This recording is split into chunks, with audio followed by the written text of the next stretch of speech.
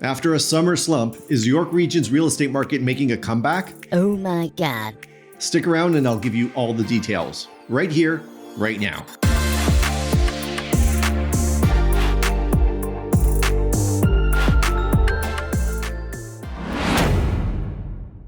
Hi everyone and welcome back to Everything Toronto. And for those new to the channel, I'm Fred Renna, a local real estate broker right here in Toronto, Ontario. And I specialize in helping clients from around the globe relocate to, from, and within the Greater Toronto Area. Let's dive right in. The average price of a home in York Region recorded by the Toronto Regional Real Estate Board for the month of October hit $1,310,681, an increase of 3.7% from September and 1.4% from October of last year. And when compared to October of 2022, it's also up 4.1%. So as you can see, prices are on the rise again. Now let's look at inventory levels. There were 2,814 new listings last month, a decrease of 17.1% month over month, yet it's up 9.2% year over year. It's also up 62% compared to October of 2022. Now let's look at total active listings. York Region saw 4,690 active listings in October, a decrease of 5% month over month, but it's up 34.8% year over year. And when compared to 2022, it's up a whopping 110.9%. There were 1,165 properties sold in October, resulting in an increase of 33.1% month over month and 37.4% year over year. And it's up 36.4% compared to 2022.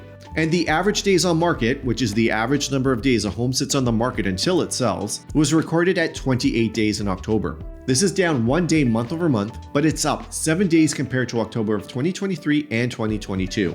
Now let's look at sales to new listings ratio, which is usually used to determine whether we're in a seller's market, a buyer's market, or a balanced market.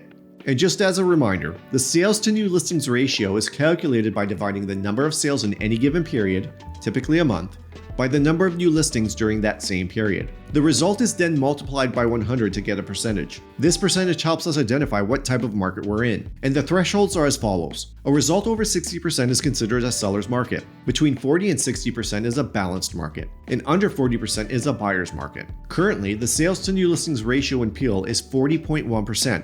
So based on this result, we're right on the cusp of a balanced market. Now let's drill down into different housing types and analyze how each segment performed.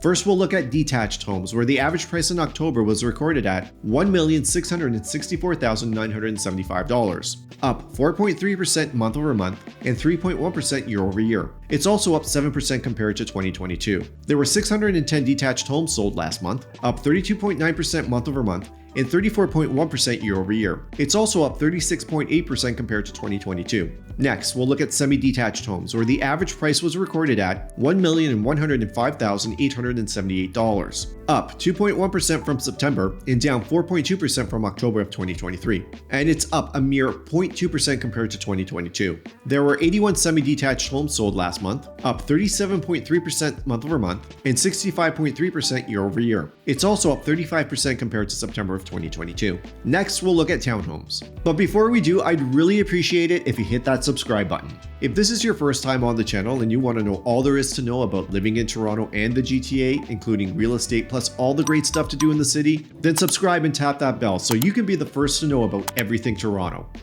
The average price for a townhome was recorded at $1,094,376, a decrease of 2.2% month over month and 7.6% year over year. It's also down 4.6% compared to 2022. There were 196 townhomes sold in October, up 56.8% month over month and 75% year over year. It's also up 55.6% compared to 2022.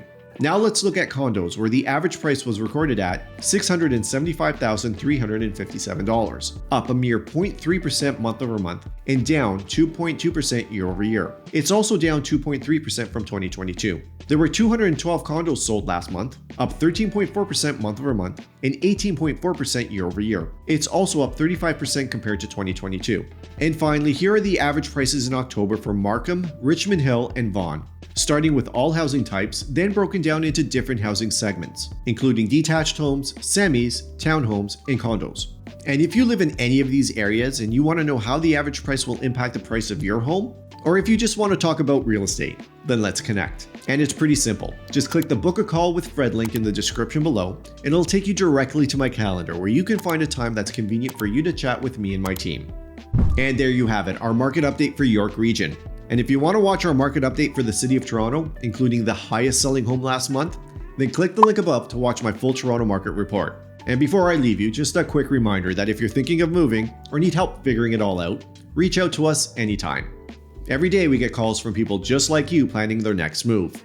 Whether you're moving to, from, or anywhere within the GTA, we've got you covered. Our team is dedicated to providing tailored solutions that match your needs and timeline to help make your move easy and stress-free.